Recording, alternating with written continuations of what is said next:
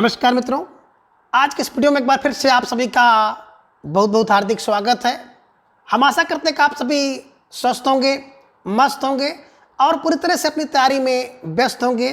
तो मित्रों, आज की इस वीडियो में हम हिंदी साहित्य के इतिहास से संबंधित कुल 50 महत्वपूर्ण प्रश्नों को व्याख्यात्मक तरीके से हल करेंगे और इसके साथ ही इन्हें ट्रिक की सहायता से याद करने का भी प्रयास करेंगे। जिन प्रश्नों को मैंने बहुत ही परिश्रम और मशक्क़त के साथ संकलित किया है, तो हम आशा करते हैं कि आप सबको बेहद पसंद आएगा और आपकी तैयारी के लिए निश्चित रूप से मील का पत्थर साबित होगा। तो मित्रों, आप लोग चाहें तो मेरे लिए उत्साहवर्धन स्वरूप आप लोग इस क्लास को अपने भाई बहन मित्रों के पास शेयर कर दें, जिससे कि आपकी संख्या बढ़ जाए और मुझे भी थोड़ा सा मोटिवेशन मिले और आपके लिए मैं अच्छे से अच्छा करने का प्रयास करता रहूं। तो सबसे पहले आप देख पा रहे हैं प्रतिदर्श प्रश्न पत्र, जिनमें पहला प्रश्न है कि हिंदी साहित्य के इतिहास को व्यवस्थित रूप देने का श्रेय किसको प्राप्त है। बिल्कुल प्रश्न संख्या 1 आप देख पा रहे हैं। इसी प्रश्न से आपका जो प्रश्नोत्तरी है बिल्कुल शुभारंभ हो रही है कि हिंदी साहित्य के इतिहास को व्यवस्थित रूप देने का श्रेय किसको जाता है। 4 विकल्प आप देख पा रहे हैं। विकल्प ए शिव सिंह सेंगर, विकल्प बी रामचंद्र शुक्ल, विकल्प सी गेरसन या फिर विकल्प डी मिश्र बंधु। सही जवाब आप लोगों को देना है कि हिंदी साहित्य के इतिहास को व्यवस्थित स्वरूप किसने दिया है। बिल्कुल आपके जवाब की प्रतीक्षा और बहुत महत्वपूर्ण प्रश्न है। इस प्रश्न को आप बिल्कुल स्टार लगा लीजिए, क्योंकि हिंदी साहित्य के इतिहास से संबंधित तो प्रश्न आपकी परीक्षा में पूछा ही जाना है। बिल्कुल सही जवाब आप में से कुछ भाई बहनों का आ रहा है कि हिंदी साहित्य को जो व्यवस्थित रूप देने का श्रेय है वो विकल्प B Ramchandra Shukla is right answer, है ना। तो आप लोगों ने देखा होगा ढेर सारे जो विद्वानों ने हिंदी साहित्य का इतिहास लिखा, लेकिन हिंदी साहित्य के व्यवस्थित रूप की बात की जाए तो बिल्कुल हिंदी साहित्य को जो व्यवस्थित रूप दिया है वो रामचंद्र शुक्ल जी ने दिया है। और कब लिखा था इन्होंने हिंदी साहित्य का इतिहास? लिखा वर्ष 1929 ईस्वी में। इसे ध्यान में रखिएगा, ठीक है ना। तो बिल्कुल व्यवस्थित कौन है? बोले व्यवस्थित इतिहास तो रामचंद्र शुक्ल जी ने लिखा है, इसे ध्यान में रखिएगा और प्रश्न संख्या 1 का उत्तर आप दीजिएगा, ठीक है। आगे प्रश्न संख्या 2 है कि निम्न में कौन असंगत है। बिल्कुल आप देख पा रहे हैं कि आपको 4 कथन दिखाई दे रहे हैं, जिनमें से एक कथन असंगत है। विकल्प ए की बात करें तो हिंदी कोविद रत्नमाला श्याम सुंदर दास जी का है। विकल्प बी हिंदी शब्दानुशासन किशोरी दास वाजपेयी, विकल्प सी हिंदी नवरत्न मिश्र बंधु या फिर विकल्प डी पुरानी हिंदी राजेंद्र बाला घोष। एक कथन असंगत है। कौन सा कथन असंगत है? बिल्कुल विचार करिए और सही जवाब दीजिए। आपके जवाब की प्रतीक्षा। इस प्रश्न को भी आप स्टार लगा लीजिए, क्योंकि इस प्रश्न को मैंने बड़े सूझबूझ से तैयार किया है। एक प्रश्न के माध्यम से मैं 4 प्रश्नों का उत्तर आपसे जानना चाह रहा हूँ। निश्चित रूप से आप इसका उत्तर देने का प्रयास करें। तो बिल्कुल सही जवाब आ रहा है कि विकल्प डी पुरानी हिंदी, है ना। राजेंद्र बाला घोष ने नहीं, बल्कि पुरानी हिंदी की बात अगर की जाए तो पुरानी हिंदी कौन? चंद्रधर शर्मा गुलेरी। चंद्रधर शर्मा गुलेरी इसके, है ना, लेखक हैं। इस ग्रंथ को लिखे हैं, इसे ध्यान में रखिएगा, ठीक है ना। हिंदी कोविद रत्नमाला की बात करें तो सुंदर होती है। हिंदी कोविद की माला बिल्कुल सुंदर होती है, सुंदरदास। हिंदी शब्द का अनुशासन बिल्कुल किशोरीदास वाजपेयी का है। और एक रचना और आपको मिलती है केवल शब्दानुशासन। अगर शब्दानुशासन केवल हो, हिंदी ना हो, तो निश्चित रूप से आप उसका उत्तर हेमचंद्र को दीजिएगा। और हिंदी की नवरत्न, है ना, बिल्कुल हिंदी नवरत्न बिल्कुल बंधु है, ठीक है ना। तो निश्चित रूप से प्रश्न संख्या 2 का आप लोगों ने बिल्कुल सही जवाब दिया। विकल्प डी पुरानी हिंदी, है ना, राजेंद्र बाला घोष इज, जो क्या है? असंगति है, ठीक है। चलिए प्रश्न संख्या 3, आचार्य रामचंद्र शुक्ल ने हिंदी साहित्य के आधुनिक काल को किस नाम से संबोधित किया है। बिल्कुल आप कह सकते हैं कि ये एकदम बिल्कुल आसान सा प्रश्न और बेहतरीन प्रश्न हो सकता है। समझ करके आपको उत्तर देना है कि आचार्य रामचंद्र शुक्ल ने हिंदी साहित्य के आधुनिक काल को किस नाम से संबोधित किया है। विकल्प ए कह रहे हैं वर्तमान काल, विकल्प बी गद्य काल, विकल्प सी उत्थान काल या फिर विकल्प डी वीर गाथा काल। बहुत बचा के आपको उत्तर देना है। निश्चित रूप से जो भाई बहन ध्यान नहीं देंगे फंस जाएंगे, ठीक है ना। बिल्कुल सही जवाब आप सबका आ रहा है, क्योंकि आधुनिक काल की बात यहाँ पे की जा रही है, आदिकाल की बात या प्रारंभिक काल की बात नहीं की जा रही है। तो निश्चित रूप से आप सभी भाई बहनों जिन्होंने क्या उत्तर दिया? गद्य काल दिया है, विकल्प बी, उनका उत्तर सही है। तो बिल्कुल आप लोग इस पर स्टार लगा लीजिएगा कि आचार्य रामचंद्र शुक्ल जी ने आधुनिक काल को एक अन्य नाम दिया था, गद्य काल नाम दिया था, इसे ध्यान में रखिएगा। ठीक है ना। तो गद्य काल, राम जी का गद्य काल, है ना, ये ध्यान में रखना है। चलिए प्रश्न संख्या 4 पे हम लोग चलते हैं और आप देख पा रहे हैं कि हिंदी साहित्य के प्रथम इतिहास के विषय में कौन सा कथन असंगत है। बिल्कुल जो हिंदी साहित्य का पहला इतिहास लिखा गया था, है ना, उसके संबंध में कौन सा एक कथन है असंगत है, उसी कथन को आपको छांटना है। विकल्प ए हिंदी भाषा में लिखा गया, विकल्प बी फ्रेंच भाषा में लिखा गया है, विकल्प सी जिसे गासादा तासी महोदय ने लिखा है, या फिर विकल्प डी 1839 ईस्वी में लिखा गया है। सही जवाब दीजिए आप, कौन एक असंगत है। बिल्कुल इस प्रश्न को स्टार लगाइए। ये भी बड़े सूझबूझ के साथ प्रश्न तैयार किया गया है। एक प्रश्न के माध्यम से 3 प्रश्नों का उत्तर आपसे जानना चाह रहा हूँ। बिल्कुल सही जवाब आपको देना होगा, दीजिए, है ना, कौन असंगत है। बिल्कुल कुछ भाई बहन भटक रहे हैं, तो निश्चित रूप से प्रश्न संख्या 4 का विकल्प ये होगा कि हिंदी भाषा में लिखा गया है, ये असंगत है। हिंदी साहित्य का जो प्रथम इतिहास था, बिल्कुल आपको पता होगा, फ्रेंच भाषा में लिखा गया था। फ्रेंच विद्वान गासादा तासी महोदय ने लिखा था, 1839 ईस्वी में लिखा था, और उसका शीर्षक था द इस्तवार द ला लिटरेचर हिंदुस्तानी। ठीक है ना। तो निश्चित रूप से प्रश्न संख्या 4 का उत्तर दे करके आपको बहुत मज़ा आया होगा। क्या मज़ा आया कि सर आपने हिंदी डाल दिया, है ना। तो बिल्कुल हिंदी भाषा का इतिहास लिखा गया, और बड़ी विडंबना है कि फ्रेंच भाषा में लिखा गया। इसी में तो बिल्कुल मिस्टेक था और प्रश्न का लॉजिक था।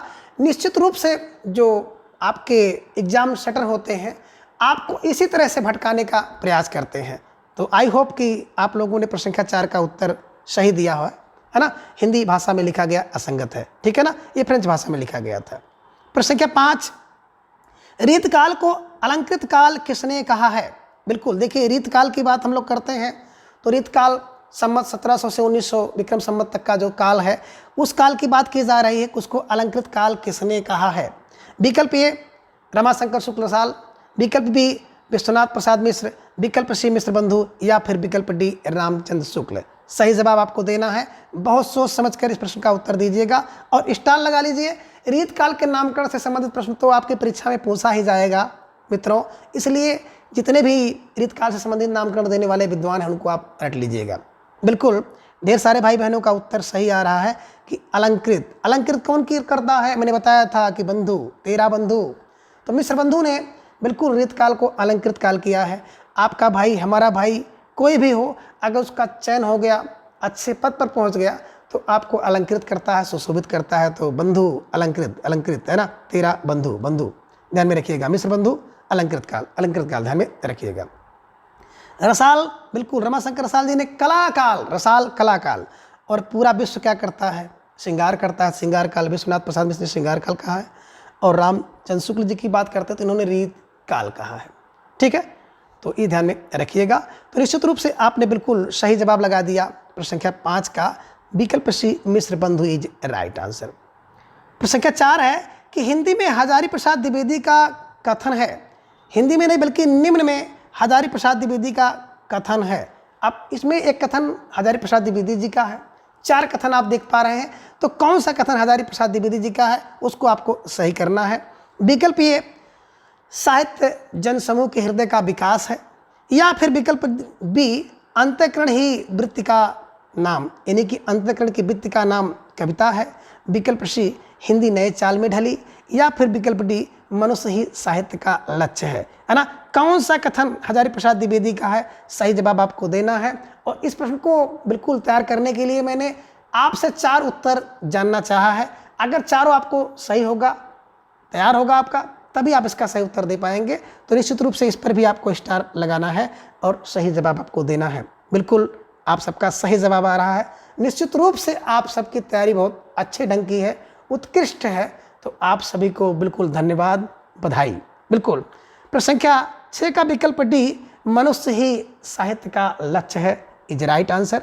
अब मनुष्य किस जो साहित्य का लक्ष्य क्या है, बोले सर हजार लक्ष्य है ना। मनुष्य है तो सही है, लक्ष्य है तो सही है, 1000 लक्ष्य होगा, मनुष्य के 1000 लक्ष्य होंगे। तो इस तरीके से इसको याद कर लीजिएगा। हिंदी नई चाल में ढली, सब लोग जान रहे हैं कि बिल्कुल प्रताप नारायण भारतेंद्र हरिश्चंद्र जी ने कहा था कि हिंदी नई चाल में ढली। ठीक है ना। अंतरकण की वृत्त में महावीर प्रसाद द्विवेदी जी का कथन है, इसको भी आप लोग जान रहे हैं। और साहित्य जनसमूह के हृदय का विकास है, बिल्कुल बालकृष्ण भट्ट जी ने इसे कहा है, तो इसको भी आपको ध्यान में रखना होगा। तो निश्चित रूप से प्रश्न संख्या 6 का विकल्प डी इज राइट आंसर। ठीक है, चलिए अगला प्रश्न संख्या 7 है कि आत्महत्या के विरुद्ध कविता संकलन है ना, यानी कि आत्महत्या के विरुद्ध जो कविता है ये किसका काव्य संकलन है या किसका कविता संकलन है। इसके लिए आपको 4 विकल्प दिखाई दे रहे हैं। विकल्प ए कह रहे हैं सर्वेश्वर दयाल सक्सेना का है, विकल्प बी धर्मवीर भारती का है, विकल्प सी रघुवीर शाह या फिर विकल्प डी मुक्त बोध। बिल्कुल हलवा सा प्रश्न है और इस प्रश्न को तो मैंने बिल्कुल सबका सही हो जाए ऐसा सोच करके इस प्रश्न को बिल्कुल तैयार किया है, तो इस पर भी स्टार लगा लीजिएगा। और इसकी प्रश्नोत्तरी हम लोग कर भी चुके हैं। तो बिल्कुल आत्महत्या के विरुद्ध सही उत्तर सभी का आ रहा है, कौन? रघुवीर सहाय, है ना। आत्महत्या के विरुद्ध कौन सहायता करते हैं? बिल्कुल रघुवीर ध्यान में रखिएगा, या रघुवीर सहायता नहीं करते हैं। मैंने दोनों क्लू आपको बताया था, आपको इसी क्लू की सहायता से इसको आत्मसात करना है। और प्रश्न संख्या 7 का विकल्प है सी को आपको सही करना है। प्रश्न संख्या 8 है कि निम्नलिखित में से प्रेमचंद का अंतिम उपन्यास है। बिल्कुल बहुत बेहतरीन प्रश्न आप सबके लिए कि निम्नलिखित में से प्रेमचंद का अंतिम उपन्यास कौन है। विकल्प ये कह रहे हैं सेवा सदन, विकल्प बी निर्मला, विकल्प सी प्रेमाश्रय और विकल्प डी गोदान। चारों उपन्यास प्रेमचंद के हैं, लेकिन रचना काल के अनुसार कौन अंतिम है? सही जवाब आपको देना है, स्टार लगा लीजिएगा। आसान सा प्रश्न है, पूछा जा सकता है, तो रचना काल आपको आना चाहिए, क्योंकि कभी कभी डायरेक्ट आपसे पूछ लेता है कि इस उपन्यास का रचना समय क्या है। बिल्कुल सही जवाब आप में से ढेर सारे भाई बहनों का आ रहा है विकल्प डी गोदान, है ना। बात करें सेवा सदन में 18 जन 1918 में, निर्मला 1927 में, प्रेमाश्रय 2 लोग प्रेम से रहते हैं तो 1922 में, और गोदान गाय का दान करो 36 प्रयत्न करके तो 1936 में है। हालांकि कहीं कहीं आपको 1935 भी मिलेगा, ठीक है ना। अगर 36 विकल्प नहीं है तो आप 35 लगा सकते हैं। तो निश्चित रूप से संख्या 8 का जो सही जवाब होगा विकल्प D Godan is right answer. प्रश्न संख्या 9 आप सबके लिए बहुत बेहतरीन प्रश्न हो सकता है कि आनंद कादंबनी पत्रिका कहाँ से संबंधित है, यानी कि कहाँ से प्रकाशित होती थी।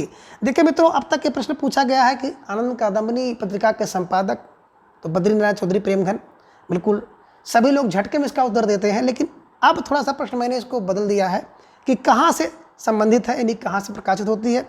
विकल्प ए कानपुर से, विकल्प बी मिर्जापुर से, विकल्प सी कलकत्ता या फिर विकल्प डी प्रयाग से। सही जवाब आप लोग दीजिए। बिल्कुल इस प्रश्न को स्टार लगा लीजिए, आपके जवाब की प्रतीक्षा कर रहा हूँ। बिल्कुल आपने चुटकी में इसका उत्तर दिया विकल्प सी मिर्जापुर से, तो बिल्कुल सही जवाब है। जिन भाई बहनों ने मिर्जापुर उत्तर दिया है उनका जवाब सॉरी मित्रों, स्वास्थ्य बहुत सही नहीं है, इसलिए प्रश्नोत्तरी जो 150 की मैंने सोचा 125 प्रश्नों की सोचा था नहीं हो पाई, लेकिन 125 ना हो करके 50 प्रश्नों की प्रश्नोत्तरी आपके सामने है, क्योंकि ढेर सारी समस्याएं हैं, तबीयत भी खराब है, ठीक है ना।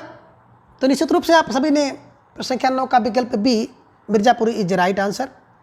प्रश्न संख्या 10 है कि बीसल देव रासों में किस शैली का प्रयोग हुआ है। बिल्कुल आपको सही जवाब देना है, खासतौर से बीसल देव रासों के विषय में, है ना। क्या किस शैली का प्रयोग किया गया है? विकल्प ए श्रृंगारिक, विकल्प बी आख्यान, विकल्प सी गे और विकल्प डी प्रबंध का।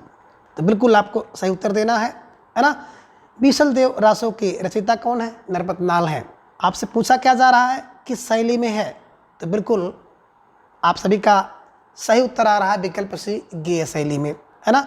और श्रृंगारिक ग्रंथ है, ये भी आप दिमाग में रख लीजिएगा। बीसल देव रासों या जितने भी रासो ग्रंथ हैं उससे तो प्रश्न आपकी परीक्षा में पूछा ही जाना है, और ढेर सारी प्रश्नोत्तरी मैंने करवा रखी है, सब सारे प्रश्नों को मैंने कराया है, आप लोग जाकर देख सकते हैं, ठीक है ना।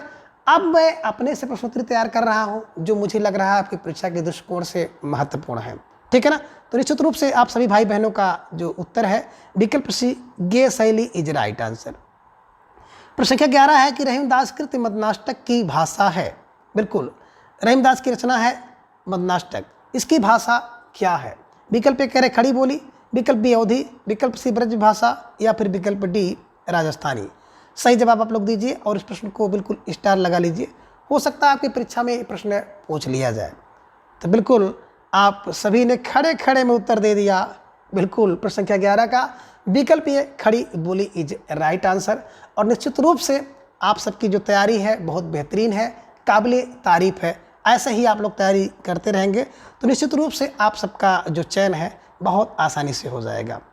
प्रश्न संख्या 12 है कि फूल नहीं रंग बोलते हैं, इस रचना के रचनाकार कौन हैं? बिल्कुल 4 विकल्प है। विकल्प ए केदारनाथ अग्रवाल, विकल्प बी नागार्जुन, विकल्प सी त्रिलोचन या फिर विकल्प डी नरेश मेहता।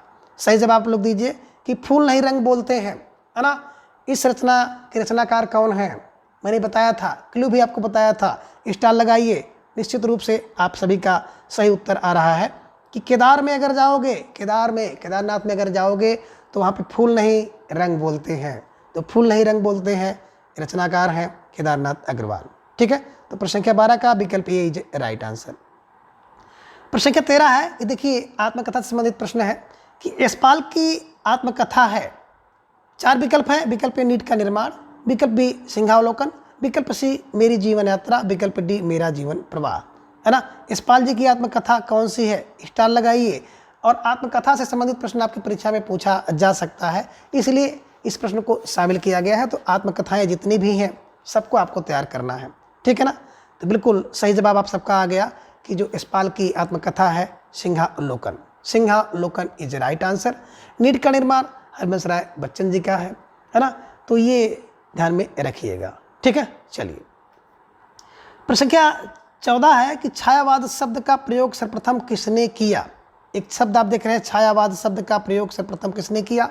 विकल्प ये कह रहे हैं मुकुटधर पांडे ने किया, विकल्प बी आचार्य रामचंद्र शुक्ल जी ने किया, विकल्प सी हजारी प्रसाद द्विवेदी जी ने, या फिर विकल्प डी नामवर सिंह ने दिया है। तो सही उत्तर आपको देना है कि छायावाद शब्द का प्रयोग सबसे पहले किसने किया है। बिल्कुल सही उत्तर आप सभी का आ गया कि छायावाद शब्द का प्रयोग सबसे पहले मुकुटधर पांडे ने किया है। और मैंने आपको एक क्लू बताया था कि जब छाया करनी होती है व्यक्ति को, सबसे पहले क्या करते हैं? मुकुट लगाते हैं। तो सबसे पहले जब मुकुट लगाएंगे तो उन पर छाया होगी, ध्यान में रखिएगा, ठीक है। प्रश्न संख्या 15 है कि निम्न में कौन असंगत है? बिल्कुल 4 विकल्प आपको दिखाई दे रहे हैं, जिनमें से एक विकल्प असंगत है। बहुत सोच समझ के इसका उत्तर दीजिएगा। निश्चित रूप से आप ये कह सकते हैं ना कि बिल्कुल कौन सी, बिल्कुल आर्कर है और इस पर विकट गिर सकता है, ठीक है ना। विकल्प ये कह रहे हैं कि रामचरितमानस 7 कांड, विकल्प बी साकेत में 12 सर्ग, विकल्प सी कामायनी में 15 सर्ग, या फिर विकल्प डी प्रिय प्रवास में 17 सर्ग। ध्यान में रखिएगा, बिल्कुल इसका उत्तर आपको देना है कौन एक असंगत है। और मैं देख रहा हूँ कि सभी लोग बिल्कुल गच्चा खा रहे हैं और ये आर्कर गेंद थी, तो जानबूझकर मैंने आपको भटकाने का काम किया था। मित्रों, जो आपका पेपर सेटर होते हैं वो लोग भी इस तरह से काम करते हैं, ठीक है ना। बिल्कुल सही उत्तर होगा ये रामचरितमानस में 7 खंड नहीं है मित्रों, 7 कांड हैं। एकदम बिल्कुल आप लोग फंस गए और प्रश्न संख्या 15 के प्रश्न से आप लोग चूक गए, ठीक है ना। तो इस तरह की तैयारी आपको करनी है। बिल्कुल प्रश्न संख्या 15 का विकल्प ये रामचरितमानस में 7 कांड हैं, खंड नहीं है, तो ये सही होगा। बिल्कुल साकेत में 12 सर्ग, कामायनी 15 सर्ग और प्रिय प्रवास में 17 सर्ग हैं। ये सारे के सारे विकल्प सही हैं, ठीक है ना। तो 15 का विकल्प को आप लोग सही कर लीजिएगा। प्रश्न संख्या 16 है कि प्रसाद कृति प्रलय की छाया की विषय वस्तु है। प्रसाद की एक रचना है जिसका नाम है प्रलय की छाया, उसकी विषय वस्तु क्या है? विकल्प ये महाराणा प्रताप का पराभव, विकल्प बी कह रहे हैं पद्मिनी का अग्निदाह, विकल्प सी प्रलय, या फिर विकल्प डी है रानी कमलावती का पश्चाताप। कौन सी विषय वस्तु है? आपको सही उत्तर देना है कि प्रसाद की प्रलय कृति का विषय वस्तु क्या है। बिल्कुल आप लोग उत्तर दीजिए। निश्चित रूप से आप में से कुछ भाई बहन का उत्तर सही आ रहा है कि विकल्प डी रानी कमलावती का पश्चाताप इज राइट आंसर। तो प्रलय कब होगा? देखिए जब प्रलय हो रहा है ना, तो प्रलय में क्या हो रहा है? पश्चाताप हो रहा है। किसका? रानी कमलावती का। तो इस क्लू की सहायता से इसको आप बैठा लीजिएगा, हो सकता है ये प्रश्न आपकी परीक्षा में पूछ लिया जाए, ठीक है। प्रश्न के 17 है कि प्रकाशन के अनुसार रचनाओं का सही अनुक्रम लगाइए, है ना। तो प्रकाशन के अनुसार रचनाओं का सही अनुक्रम आपको लगाना है। विकल्प ए उर्वशी, इसके बाद कनप्रिया, फिर कामायनी, फिर यशोधरा। विकल्प बी की बात करें तो सबसे पहले यशोधरा, फिर कामायनी, फिर कनप्रिया और फिर उर्वशी। विकल्प सी यशोधरा, विकल्प यशोधरा के बाद उर्वशी, फिर कामायनी, फिर कनप्रिया है। और विकल्प डी में कामायनी, यशोधरा, कनप्रिया और उर्वशी। देखिए मित्रों, मैंने बताया था कि जब भी आपको रचनाओं का क्रम मिलाना हो तो कम से कम 2 रचनाओं का क्रम आपको पता हो, वो आगे से या फिर पीछे से। अगर 2 का आपको पता चल गया तो निश्चित रूप से आप सही कर पाएंगे। तो बिल्कुल प्रश्न संख्या 17 का विकल्प बी को अगर देखा जाए तो यशोधरा को आप लोग जान रहे हैं 1932 में, कामना करते हैं कि 3-5 ना हो 1935 में, कनप्रिया 1952 में, और उर्वशी का पता भी ना हो तो आप उर्वशी को उसी रूप में लगा देंगे, क्योंकि 3 आपका बैठ गया, चौथा ऑलरेडी वहाँ पे बैठेगी। ठीक है ना। तो निश्चित रूप से प्रश्न संख्या 17 का विकल्प बी इज राइट आंसर। ठीक है, चलिए अगला प्रश्न। बिल्कुल ये प्रश्न बार बार परीक्षा में पूछा गया है और पुराने पैटर्न के अनुसार प्रश्न पूछा जाता है। अभी भी बीच बीच में इस तरह के प्रश्न पूछ लिए जाते हैं कि त्रिलोचन का वास्तविक नाम है। विकल्प ए कह रहे वासुदेव सिंह, विकल्प बी त्रिलोकीनाथ, विकल्प सी त्रिमूर्ति सिंह और विकल्प डी मनमोहन सिंह। तो सही उत्तर आपको देना है कि त्रिलोचन का वास्तविक नाम क्या है। ठीक है ना। तो बिल्कुल आप में से ढेर सारे भाई बहन का बिल्कुल उत्तर तुरंत आ गया कि Vasudev Singh is right answer. तो त्रिलोचन जिनके 3 लोचन हैं वो तो वासुदेव हैं। कौन है? वही वासुदेव हैं, ध्यान में रखिएगा। तो त्रिलोचन का वास्तविक नाम है वासुदेव सिंह, है ना, इसे ध्यान में आपको रखना है। प्रश्न संख्या इसका सही उत्तर आपने दे दिया। प्रश्न संख्या 19 है कि बाल के शर्मा नवीन का प्रथम प्रकाशित काव्य संग्रह, यहाँ पे प्रथम कर लीजिएगा, प्रथम प्रकाशित काव्य संग्रह कौन सा है? विकल्प ए क्वासी है, विकल्प बी रश्मिरेखा है, विकल्प सी उर्मिला या फिर विकल्प डी कुमकुम। सही जवाब आप लोग दीजिए। आप सबके स्तर का प्रश्न है, स्टार लगा लीजिए। इस टाइप से प्रश्न इन दिनों परीक्षा में पूछे जा रहे हैं। तो बिल्कुल आप सभी का सही उत्तर आ रहा है विकल्प डी कुमकुम, वर्ष 1936 में लिखा गया। बाल के शर्मा नवीन जी का प्रथम काव्य संग्रह है। प्रश्न संख्या 20 है कि मछली घर नामक काव्य संग्रह के लेखक कौन है? बहुत बेहतरीन प्रश्न आप सबके लिए है एकदम। मछली घर, है ना, नामक काव्य संग्रह के लेखक कौन है? 4 विकल्प। विकल्प ए दूधनाथ, विकल्प बी विजयेंद्र शाही, विकल्प सी लक्ष्मीकांत वर्मा या फिर विकल्प डी धर्मवीर भारती। बिल्कुल सही उत्तर आप लोग दीजिए। निश्चित रूप से आप सभी का सही उत्तर आ रहा है विकल्प B Vijaydev Narayan Shahi is right answer, है ना। तो मछली अपने घर में ही सही है। मछली कहाँ? बोले घर में ही सही है, सही है। तो देखे होंगे मछली के लिए, है ना, उसका घर तालाब होता है और हम में से जिनके स्टेटस थोड़ा सा अच्छे होते हैं वो लोग एक्वेरियम में मछली को पालते हैं, तो मछली का घर वही होता है। तो ये क्लू बना लीजिएगा कि मछली अपने घर में ही सही है, ठीक है, फिट है। तो मछली घर शाही का कौन शाही? विजयदेव नारायण शाही। ठीक है, चलिए प्रश्न संख्या 21 है कि पृथ्वीराज रासो के विषय में सत्य है। बिल्कुल इस प्रश्न का उत्तर आप लोग सोच समझ के दीजिएगा कि कौन सा कथन पृथ्वीराज रासो के विषय में सत्य है। तो यहाँ पे आपने देखा सत्य है, बल्कि इसको बना लीजिए कौन सा जो कथन है वो पृथ्वीराज रासो के विषय में असत्य है। ठीक है ना। बिल्कुल कौन सा कथन पृथ्वीराज रासो के विषय में असत्य है? विकल्प ए इसमें कुल समय 69 है, विकल्प बी सुख सुखी संवाद है, विकल्प सी 68 प्रकार के छंदों का प्रयोग किया गया है और विकल्प डी भृंग भृंगी संवाद है। तो बिल्कुल मित्रों आप तो चुटकी में इसको कर लेंगे कि 69 समय है, 68 छंद है, लेकिन संवाद की बात आती है तो संवाद आप 2 देख रहे हैं। एक तो सुख सुखी संवाद है, दूसरा भृंग भृंगी संवाद है। अब आप इसमें फंसेंगे कि कौन सा हम लगाएं, है ना। तो बिल्कुल आप लोग उत्तर दीजिए। आपके उत्तर की प्रतीक्षा बिल्कुल मैं कर रहा हूं और निश्चित रूप से आप सबने सही उत्तर दिया विकल्प भी सुख सुखी संवाद। देखिए पृथ्वी पर कौन? एक सुख और सुखी दोनों बैठ के संवाद कर रहे हैं, यही क्लू बना लेना। भृंग भृंगी संवाद तो कीर्तिलता में है। ठीक है ना। तो निश्चित रूप से आपने सही उत्तर दिया कि प्रश्न संख्या 21 का विकल्प भी सुख सुखी जो संवाद सत्य है। लेकिन विकल्प डी की बात करते हैं, भृंग भृंगी संवाद, ये कहाँ पर? ये पृथ्वीराज रासो में नहीं है और यही असत्य है ना। ये बल्कि कीर्तिलता में आपको मिलेगा। तो प्रश्न संख्या 21 का विकल्प डी को आप सही कर लीजिएगा। ठीक है, चलिए आगे प्रश्न संख्या 22 है कि ग्रामम नमामि उपन्यास के लेखक हैं। बिल्कुल आप सबके लिए बिल्कुल थोड़ा सा नया प्रश्न होगा कि ग्रामम नमामि इस उपन्यास के लेखक कौन है?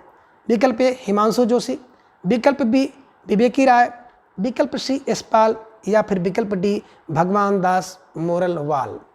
ठीक है, बिल्कुल भटक गए और कुछ भाई बहन अनाप शनाप उत्तर दे रहे हैं। बिल्कुल देखिए मित्रों, ग्राम नमाम की बात करते हैं तो बिल्कुल ग्राम को नमाम कौन करेगा? जो विवेकी पुरुष होगा वो ग्रामम को ग्राम को नमाम नमाम करेगा। ठीक है ना। तो प्रश्न संख्या 22 का विकल्प बी विवेकी राय इज राइट आंसर। ठीक है ना। तो ग्राम नमाम उपन्यास के लेखक कौन है? विवेकी राय है। इसको आप लोग ध्यान में बैठा लीजिएगा। ठीक है, चलिए प्रश्न संख्या 23 है ग्लोबल गांव के देवता उपन्यास किसका है?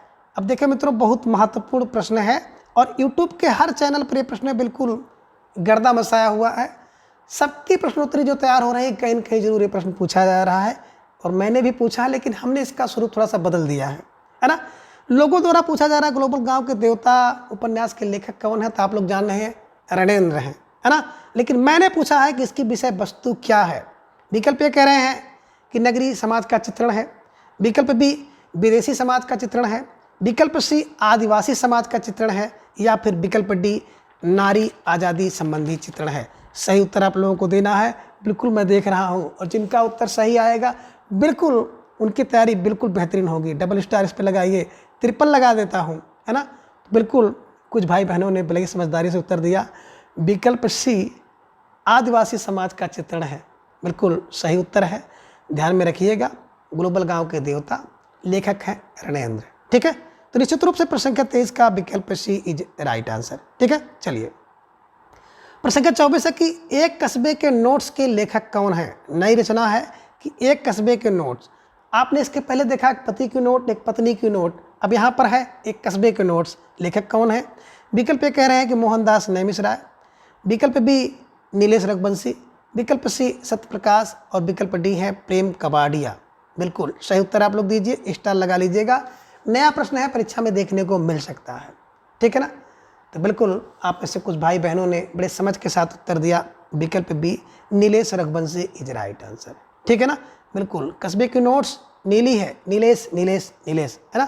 तो ध्यान में रखिएगा, नीली पेन से लिखी जाती है नोट्स ना, तो बस नीलेश ध्यान में रख लीजिएगा और इस उत्तर को चुटकी में हल कर दीजिएगा। ठीक है, चलिए प्रश्न संख्या 25 है कि हरबंश और नीलिमा किस उपन्यास के पात्र हैं? हरबंश और नीलिमा किस उपन्यास के पात्र हैं? विकल्प ये कह रहे हैं कि राग दरबारी के, विकल्प बी आपका बंटी, विकल्प सी अंधेरे बंद कमरे, या फिर विकल्प डी उखड़े हुए लोग। सही जवाब आप लोग दीजिए कि हरबंश और नीलिमा किस उपन्यास के पात्र हैं। बिल्कुल आप सभी का उत्तर सही आ रहा है। विकल्प सी अंधेरे बंद कमरे is right answer. Mohan Rakesh ji का उपन्यास है और उसके दो प्रमुख पात्र हैं हरिवंश और नीलिमा। ठीक है ना। चलिए प्रश्न संख्या 26 है कि हिंदी कहानी का उद्भव किस युग से माना जाता है? यानी कि जो हिंदी कहानी का उद्भव हुआ वो किस युग से हुआ है? सॉरी मित्रों, विकल्प ये कह रहे हैं कि भारतन युग से हुआ होगा, विकल्प बी द्विवेदी, विकल्प सी शुक्ल, या फिर विकल्प डी प्रगति युग। सही विकल्प आप लोग चयन कीजिए, प्रश्न को स्टार लगाइए। इस तरह के प्रश्न इस समय बन रहे हैं, तो बिल्कुल आप सभी का उत्तर सही आया। विकल्प बी द्विवेदी युग इज राइट आंसर, है ना। हिंदी में जो कहानी का उद्भव होता है वो द्विवेदी युग से होता है, इसे ध्यान में आप लोग रखिएगा। ठीक है, चलिए प्रश्न का 27 है कि निम्न में से कौन सी कहानी प्रथम विश्व युद्ध की पृष्ठभूमि पर लिखी गई है? आसान सा प्रश्न है, हलवा प्रश्न है और आप सब इसका उत्तर सही दे पाएंगे। विकल्प कह रहे हैं ए सुखमय जीवन, विकल्प बी उसने कहा था, विकल्प सी बुद्धू का कांटा, या फिर विकल्प डी कानों में कंगना। ठीक है ना। और ये सारे के सारे बात करें कहानियों, बड़ी महत्वपूर्ण कहानियाँ हैं, है ना। इससे भी आप लोग परिचित होते रहिए और सही उत्तर दीजिए कि किसमें प्रथम विश्व युद्ध की पृष्ठभूमि पर आधारित है। बिल्कुल विकल्प बी उसने कहा था, 1915 ईस्वी में लिखा गया है, ध्यान में रखिएगा। ठीक है ना। चंद्र शर्मा गुलेरी जी द्वारा लिखा गया है। ठीक है, चलिए प्रश्न संख्या 28 है कि निम्न में से कौन सुमेलित है? इनमें अगर देखा जाएगा तो बिल्कुल बात करें कौन एक सुमेलित है, पूछ रहे हैं। विकल्प ये कह रहे हैं कि सचेतन कहानी महिप सिंह, सहज कहानी राजेंद्र यादव, विकल्प सी समांतर कहानी कमलेश्वर प्रसाद, सक्रिय कहानी राकेश वस्त। तो मेरे ख्याल से प्रश्न थोड़ा सा टाइप करने में दिक्कत हो गई होगी। कौन एक सुमेलित नहीं है, प्रश्न ये होना चाहिए, है ना। तो इसमें एक कौन जो है क्या है सुमेलित नहीं है, उसका उत्तर आपको देना है।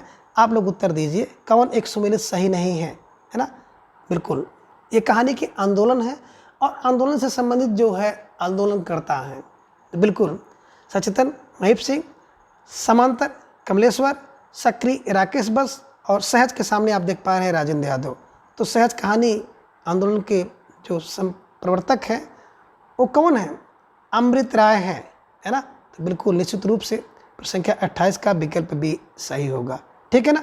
तो सहज कहानी के राजेंद्र यादव ना बल्कि अमृत राय हैं, ठीक है। चलिए बाकी सचेतन के महीप सिंह हैं, समांतर कमलेश्वर हैं और सक्रिय कहानी आंदोलन के जो आंदोलनकर्ता या प्रवर्तक राकेश बस हैं, ठीक है। चलिए प्रश्न संख्या 29 है कि निम्न में कौन एक कहानी मोहन राकेश की नहीं है? कह रहे कि इनमें एक कहानी ऐसी है जो कि मोहन राकेश की नहीं है। विकल्प ए कह रहे हैं कि इंसान के खंडहर, विकल्प बी नए बादल, विकल्प सी एक जिंदगी और विकल्प डी अंधेरे बंद कमरे।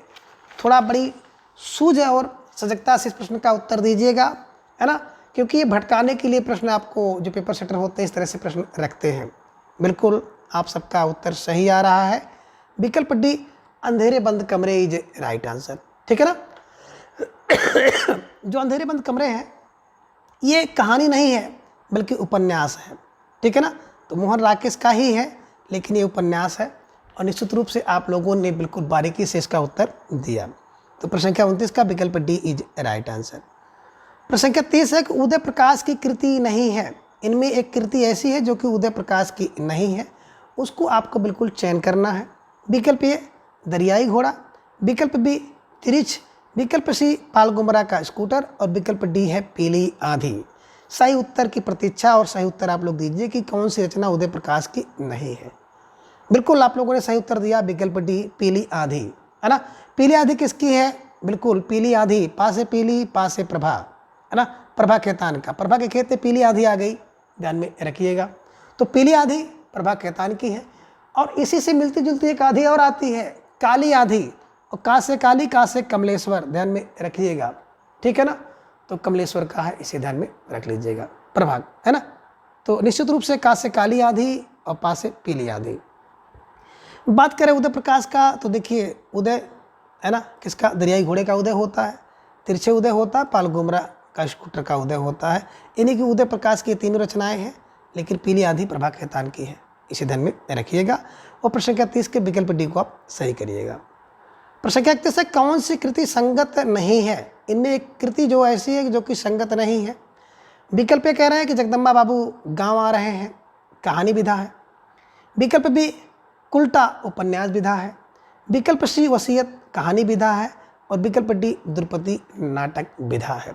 तो बिल्कुल मित्रों विधा से संबंधित भी प्रश्न आपसे पूछ लिया जाता है कि किसकी कौन सी विधा है, और मैंने एक प्रश्न के माध्यम से आपसे तीन रचनाओं, चार रचनाओं की विधा जानना चाहा है। बिल्कुल सही उत्तर आप लोग दीजिए, कौन एक संगत नहीं है, कौन एक सुमेलित नहीं है। बिल्कुल आप सबका सही उत्तर आ रहा है विकल्प सी, है ना, वसीयत कहानी। बिल्कुल वसीयत कहानी नहीं बल्कि नाटक है, और नाटक किसका है? नाग बोडम का नाटक, है ना, नाग बोडम का, बोडस का नाटक है, नाग बोडस का, ठीक है ना। ये ध्यान में रखिएगा, उसको सही कर लीजिएगा। बात करें जगदम्बा बाबू आ रहे हैं, ये कहानी है चित्रा मुदगल की। उल्टा उपन्यास है, बिल्कुल ध्यान में रखिएगा। द्रौपदी नाटक है सुरेंद्र वर्मा का, ठीक है, और उल्टा राजेंद्र यादव का। आगे प्रश्न के 32 है कि घीसू माधव और बुधिया किस कहानी के पात्र हैं? बिल्कुल घीसू माधव और बुधिया किस कहानी के पात्र हैं? एकदम हलवा सा प्रश्न है, इसका उत्तर आपको देना है। विकल्प ए कफन के, विकल्प बी पूस की रात के, विकल्प सी ईदगाह या विकल्प डी सदगति के। सही उत्तर आपको देना है, ठीक है ना। तो बिल्कुल आप सभी ने देखा विकल्प ये कफन, ठीक है ना। तो ध्यान में रखिएगा, कफन के पैसे को घीसू माधव क्या करते हैं? बिल्कुल पूड़ी और शराब, पूड़ी खाते हैं, शराब पीते हैं, ठीक है ना, ये ध्यान में रखिएगा। और प्रश्न संख्या 32 के विकल्प ए को सही करिएगा। प्रश्न संख्या 33 है कि निम्न में से सुमेलित नहीं है। इनमें एक सुमेलित नहीं है, उसका उत्तर आपको देना है, कौन सुमेलित नहीं है। विकल्प ए कह रहे हैं हिंदी का स्टील, बालकृष्ण भट्ट है। विकल्प बी हिंदी का एडिशन, प्रताप नारायण मिश्र है। विकल्प सी ज्ञान रास का संचित कोश, शुक्ल ने कहा। और विकल्प सी बातों का संग्रह निबंध, महावीर का है। तो आपको बिल्कुल सही उत्तर देना है। ज्ञान रास का संचित कोश या फिर बातों का संग्रह निबंध, या फिर प्रताप नारायण मिश्र एडिशन, या कौन सा एक सुमेलित नहीं है, उसका उत्तर आपको देना है। तो प्रश्न संख्या 33 के उत्तर आप लोग दीजिए। बिल्कुल आप लोग अगर ध्यान से पढ़े होंगे तो विकल्प सी इज राइट, सी है ना। ज्ञान राशि का संचित कोश है, ये शुक्ल जी का कथन नहीं है बल्कि महावीर प्रसाद द्विवेदी जी का कथन है, इसे ध्यान में रखिएगा। और प्रश्न संख्या 33 के विकल्प सी को आप सही कर लीजिएगा, ये क्या है, सुमेलित नहीं है। ठीक है, चलिए प्रश्न संख्या 34 है कि चिंतामणि का प्रथम भाग किस शीर्षक से प्रकाशित हुआ। विकल्प ए कह रहे हैं विचार भी थी, विकल्प बी थी विचार, विकल्प सी मनोविकार, विकल्प सी निबंध विचार। एकदम बिल्कुल सही उत्तर आप लोग लगाइए। और इस प्रश्न का चयन बिल्कुल मैंने चतुराई के साथ किया है। देखते हैं कितने भाई बहन इसका सही उत्तर बिल्कुल देते हैं, है ना। तो निश्चित रूप से ढेर सारी भाई बहनों ने इसका सही उत्तर दिया कि विकल्प ये विचार बीथी इज राइट आंसर। ठीक है ना। जो चिंतामणि है, चिंतामणि का प्रथम भाग विचार बीथी शीर्षक से प्रकाशित हुआ था। बिल्कुल आप लोगों ने सही उत्तर दिया है। प्रश्न संख्या 35 से कौन सा निबंध कुबेरनाथ राय का नहीं है। इनमें एक निबंध है जो कि कुबेरनाथ राय का नहीं है, तो उस निबंध को आपको सही करना है। विकल्प कह रहे हैं रसाकेटक, विकल्प बी गंधमादन, विकल्प सी चितवन की छाँव, और विकल्प डी है आगम की नाव। सही उत्तर आप लोग दीजिए कि कौन कुबेरनाथ राय का नहीं है। तो बिल्कुल आप लोगों का सही जवाब आ रहा है विकल्प सी चितवन की छाँव। और चितवन की छाँव जो निबंध है विद्यानिवास मिश्र जी का है, इसको भी ध्यान में आप रखिएगा। प्रश्न संख्या 36 से कुट्टी चातन नाम के नाम से रचना करने वाले रचनाकार कौन है। यानी कि कौन से रचनाकार हैं जो कि कुट्टी चातन के नाम से रचना करते थे। विकल्प ए अगे, विकल्प बी विद्यानिवास मिश्र, विकल्प सी नागेंद्र, या फिर विकल्प डी कुबेरनाथ राय। तो बिल्कुल आपने सही उत्तर दिया कि अगे जी जो हैं वो कुट्टी चातन के नाम से बिल्कुल रचना करते थे, है ना। तो बिल्कुल सही उत्तर आप सभी का आ गया। इस प्रश्न पर आप बिल्कुल स्टार लगा लीजिएगा। खासतौर से किस नाम से या किस उपनाम से रचनाकारों ने रचना की है, इससे संबंधित प्रश्न भी आपकी परीक्षा में पूछा जाता है। ठीक है, आगे प्रश्न संख्या 37 है कि आदमी की लालटेन निबंध किसका है। बिल्कुल आदमी की लालटेन किसका निबंध है। विकल्प ए विश्वनाथ का, विकल्प बी मंगलेश डाबराल का, विकल्प सी निर्मल वर्मा, या फिर विकल्प डी मैत्री पुष्पा। सही उत्तर आप लोग दीजिए, बिल्कुल सोच समझ कर दीजिएगा, है ना। निश्चित रूप से इसका उत्तर आपको देना है, बिल्कुल, है ना। एक रचना इसी से मिलती जुलती है, पहाड़ पर लालटेन, है ना, और वो मंगलेश डाबराल जी की है। तो इसका उत्तर आपको देना है कि आदमी की लालटेन। प्रश्न संख्या 37 किसकी या किसका निबंध है, बिल्कुल, है ना। तो आप लोग इसका सही उत्तर बिल्कुल दे रहे हैं कि विश्वनाथ प्रसाद मिश्र। ठीक है ना। देखिए आदमी के पास लालटेन पहले रहती थी, कहाँ बोले, पूरे विश्व में, है ना। तो पहले क्या होता था, पूरे विश्व में जितने भी आदमी थे सबके पास एक लालटेन रहती थी, लालटेन। ठीक है, ऐसे क्लू बना लीजिएगा और इस क्लू की सहायता से इसको आप दिमाग में बैठा लीजिएगा। प्रश्न संख्या 38 है कि हरिशंकर प्रसाई को किस कृति पर साहित्य अकादमी पुरस्कार मिला है। हरिशंकर प्रसाई जी को किस कृति पर साहित्य अकादमी पुरस्कार मिला। विकल्प ए विकलाम श्रद्धा का दौर, विकल्प बी ठिठुरता हुआ गणतंत्र, विकल्प सी सदाचार की ताबीज, या फिर विकल्प डी बेईमानी की परत।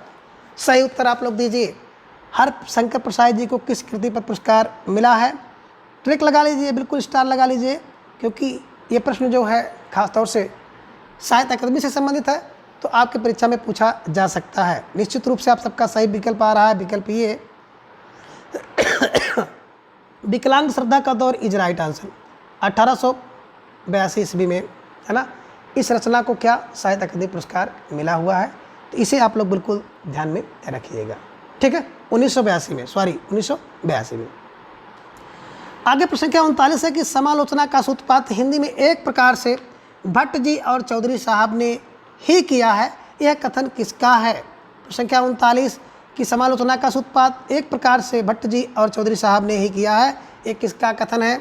विकल्प ए महावीर प्रसाद द्विवेदी का कथन है, विकल्प बी भारती हरिश्चंद्र का कथन है, विकल्प सी रामचंद्र शुक्ल का, या फिर विकल्प डी हजारी प्रसाद द्विवेदी का। तो सही उत्तर आप लोग दीजिए। बिल्कुल भट्ट की बात करें तो बालकृष्ण भट्ट यहाँ पे हैं, और चौधरी साहब की बात करें तो बद्रीनाथ चौधरी प्रेम घन की ओर संकेत किया जा रहा है। ये कथन किसका है। प्रश्न संख्या 39 का जवाब आप सबको देना है। बिल्कुल आप सभी इसका उत्तर दीजिए। ठीक है ना। विकल्प सी Ramchandra Shukla is right answer, है ना। तो शुक्ल जी ने कहा था कि बिल्कुल चौधरी साहब और भट्ट साहब की देन है, ठीक है। चलिए प्रश्न संख्या 40 है, कौन सी रचना असंगत है? इनमें एक रचना असंगत है। विकल्प ए कह रहे हैं कि कबीर ग्रंथावली महावीर प्रसाद द्विवेदी ने, विकल्प बी जायसी ग्रंथावली रामचंद्र शुक्ल ने, विकल्प सी मुक्तबोध की रचनावली नेमिचंद्र ने, या फिर विकल्प डी मलेच की डायरी नामवर सिंह ने। कौन एक असंगत है? आप लोग इसका सही उत्तर दीजिए, कौन एक असंगत है?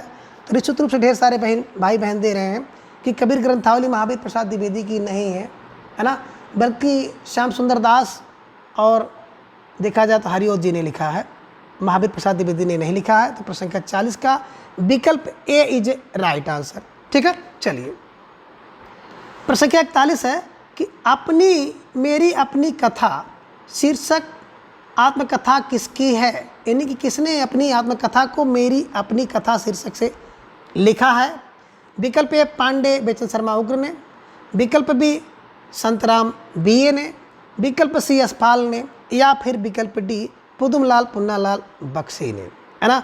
बिल्कुल सही जवाब दीजिए प्रश्न संख्या 41 का।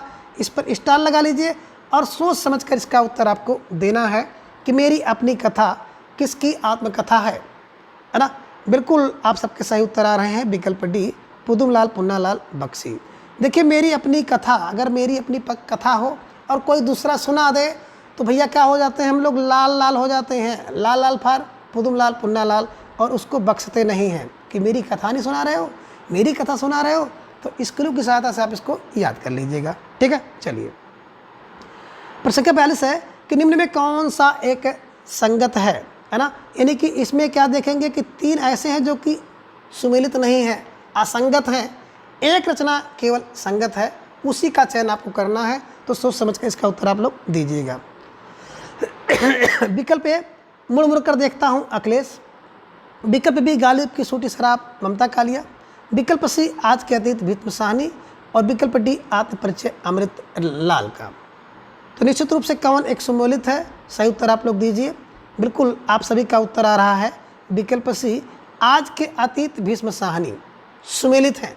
यानी कि आज के अतीत की बात किया जाए तो भीष्म साहनी सही सुमेलित है। मुड़ मुड़ कर देखता हूँ, यहाँ पे राजेंद्र यादव होना चाहिए, गालिब की छोटी शराब यहाँ पे रविंद्र कालिया होना चाहिए, और आत्मपरिचय फाणेश्वर नाथ रेणु होना चाहिए, ठीक है ना। तो ये दिमाग में रखिएगा। प्रश्न संख्या 42 के माध्यम से मैंने 4 जो रचनाकारों की आत्मकथा का परिचय कराने की कोशिश की है, ठीक है। प्रश्न संख्या 43 है कि निम्न में कौन एक यात्रा साहित्य असंगत है? इनमें एक यात्रा साहित्य ऐसी है कि जो असंगत है, सही मेल नहीं है। विकल्प ए कह रहे राह बीती यशपाल की, विकल्प बी पैरों में पंख बांध कर रामवृक्ष बेनीपुरी का, विकल्प सी मेरी तिब्बत यात्रा मोहन राकेश की, विकल्प डी चिड़ो प्रसादनी निर्मल वर्मा की। सही विकल्प आपको चयन करना है, कौन एक असंगत है। बिल्कुल सोच समझ के इसका उत्तर दीजिएगा, स्टार लगा लीजिए, और आप सभी के जवाब की प्रतीक्षा मैं कर रहा हूँ। बिल्कुल आप सबके लिए बेहतरीन प्रश्न आप सबके सामने है। बिल्कुल आपने सही उत्तर दिया कि सर मेरी तिब्बत यात्रा मोहन राकेश की नहीं है, बल्कि राहुल सांकृत्यायन की है। तो प्रश्न संख्या 43 का विकल्प सी इज राइट आंसर। प्रश्न संख्या 44 है कि रचनाओं को सुमेलित कीजिए, है ना। आप 4 रचनाएं देख रहे हैं और चारों के रचनाकार देख रहे हैं, इनको सुमेलित करना है। विकल्प ए में है स्मिथ की रेखाएं और सामने है विष्णु प्रभाकर, विकल्प बी माटी की मूर्ति देवेंद्र सत्यार्थी, रेखाएं बोल उठी रामवृक्ष बेनीपुरी, और विकल्प डी है कुछ शब्द कुछ रेखाएं महादेवी वर्मा का। तो आपको इनको मिलाना है कि किसका किसके साथ मिलेगा। और मित्रों अगर इसको मिलाए तो आप देख लीजिए, स्मिथ की रेखाएं बिल्कुल महादेवी की है ना। स्मिथ की रेखा महादेवी वर्मा की है। माटी की मूर्त वृक्ष के नीचे रखिए, रेखाएं बोल उठती हैं देवेंद्र सत्यार्थी की, कुछ शब्द कुछ रेखाएं विष्णु प्रभाकर की। तो आपने क्या देखा कि ये जो डेटा है 4 3 2 1 की तरफ संकेत कर रहा है, और जिसमें आपको मिल जाए 4 3 2 1, तो विकल्प बी में आप देखेंगे ए का 4, बी का 2, सी का 3, डी का ए। तो निश्चित रूप से प्रश्न संख्या 44 का विकल्प बी इज राइट आंसर, ठीक है। चलिए इस प्रश्न के माध्यम से मैंने आपको 4 है ना बिल्कुल रेखा चित्रों का और रचनाकारों का बिल्कुल परिचय कराया है। ठीक है, चलिए प्रश्न संख्या 45 है, फाइल और प्रोफाइल के रचनाकार कौन है। बिल्कुल मैंने क्लू से इसको याद कराया है कि फाइल और प्रोफाइल के रचनाकार कौन है। विकल्प ए कह रहे पांडे बेचन शर्मा उग्र, विकल्प बी वियोगी हरि, विकल्प सी मधुरेश और विकल्प डी है रमण सांडिल्य। तो सही जवाब आप लोग दीजिएगा फाइल और प्रोफाइल, है ना, स्टार लगा लीजिए। सही उत्तर क्या होगा? बिल्कुल आप सबका सही उत्तर आ रहा है कि फाइल और प्रोफाइल के चक्कर में व्यक्ति क्या हो जाता है, फाइल पढ़ते उग्र हो जाता है। उग्र फॉर पांडे बेचन शर्मा उग्र इज राइट आंसर। प्रश्न संख्या 46 है कि शिवराज भूषण ग्रंथ में किसका विवेचन किया गया है। तो आप लोग इससे परिचित हैं कि शिवराज भूषण रचना है और उसमें किसका विवेचन है। विकल्प ए रस, विकल्प बी ध्वनि, विकल्प सी अलंकार, विकल्प डी औचित्य। तो सही उत्तर दीजिए, स्टार लगाइए। और ये प्रश्न तो किसी का गलत होना ही नहीं चाहिए और निश्चित रूप से आप लोग बिल्कुल खरे उतरे हैं। सारे भाई बहनों का जवाब बिल्कुल सही आ रहा है। विकल्प सी अलंकार इज राइट आंसर। और भूषण का अर्थ भी होता है अलंकार। ठीक है ना, तो शिवराज भूषण अलंकार से संबंधित है, अलंकार का विवेचन है। ठीक है, चलिए प्रश्न संख्या 47 है, कबीरदास जी किसके समकालीन थे। विकल्प ए कह रहे हैं कि हुमायूं के समकालीन, विकल्प बी अकबर, विकल्प सी सिकंदर लोदी या फिर विकल्प डी बहादुर शाह जफर के समकालीन थे। सही उत्तर आपको देना है। और एक प्रश्न इस टाइप का बन रहा है कि जो कवि हैं और कवियों के आश्रयदाता कौन थे या किसके समकालीन कवि थे, इससे संबंधित प्रश्न बहुधा पूछा गया है। ठीक है ना, तो बिल्कुल आप लोगों ने सही उत्तर दिया। विकल्प C Sikandar Lodi is right answer, है ना। बिल्कुल कबीर क्या है, बोले कबीर तो सिकंदर है। सिकंदर कौन? जिसका मुकद्दर, ध्यान में रखिएगा। तो सिकंदर लोदी के समकालीन थे और शेख तकी के कहने पर सिकंदर लोदी ने कबीर पर खूब अत्याचार किया है, जिसे बिल्कुल कबीर परिचय में आनंद दास जी ने लिखा है। ठीक है, चलिए आगे प्रश्न संख्या 48 है, तुलसीदास की भक्ति किस भाव की है। तो बिल्कुल सोच के इसका उत्तर देना है। आसान सा प्रश्न है और बेहतरीन प्रश्न है। विकल्प कह रहे हैं दास भाव की भक्ति, विकल्प बी सख्य भाव की, विकल्प सी वात्सल्य भाव की या फिर विकल्प डी माधुर्य भाव की। तो सही जवाब की प्रतीक्षा और आप सबका सही जवाब आ भी रहा है कि विकल्प ये सर दास भाव की। ठीक है ना, तो कबीर में देखें तुलसीदास तो दास से दास, तुलसीदास दास से दास, दास भाव की, है ना।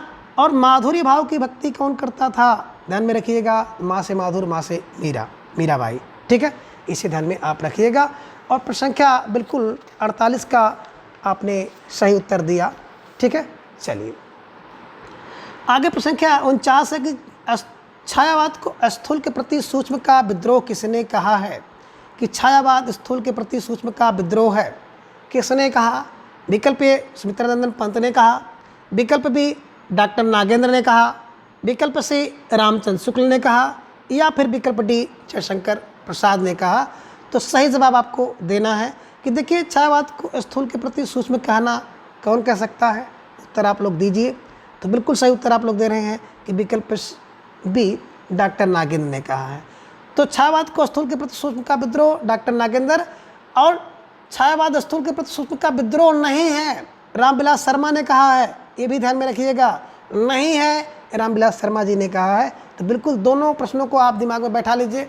हो सकता है कि समानता के कारण आपसे प्रश्न पूछ लिया जाए। ठीक है, चलिए अगला प्रश्न है कि इनमें से कौन सा कवि रीत मुक्त नहीं है ना। तो कौन कवि रीत मुक्त नहीं है, यानी कि रीतबद्ध हैं। विकल्प कह रहे हैं घनानंद, विकल्प बी आलम, विकल्प सी बोधा और विकल्प डी है केशवदास। और इस प्रश्न का उत्तर आप सभी भाई बहन बिल्कुल सही करके जाएंगे और आप सबका उत्तर सही आना चाहिए। बिल्कुल सही आप सभी का आ रहा है कि सर प्रश्न संख्या 50 का विकल्प D Keshavdas is right answer. सारे भाई बहनों का बिल्कुल उत्तर सही आया है। और इसकी ट्रिक भी मैंने आपको बताया था कि 8 शेर धन देके बोधा द्विजदेव की रीत से मुक्त हो गया था। ठीक है ना, तो उसमें केशवदास नहीं आते हैं। ठीक है ना, तो प्रश्न संख्या 50 का विकल्प डी आप सभी ने सही किया। तो मित्रों आप सभी को प्रश्नोत्तरी कैसी रही, प्लीज़ अपनी राय कमेंट बॉक्स में ज़रूर दर्ज करें। और इस तरह की ढेर सारी प्रश्नोत्तरी के लिए आप सभी अगर नए हो तो चैनल को सब्सक्राइब करके हमारे साथ जुड़ जाएं और अपनी तैयारी को बूस्ट करें। तो आज की इस वीडियो में बस इतना। अगली वीडियो में फिर हम इसी तरह से एक नई टॉपिक के साथ उपस्थित होंगे। तब तक के लिए धन्यवाद, नमस्कार, बाय बाय।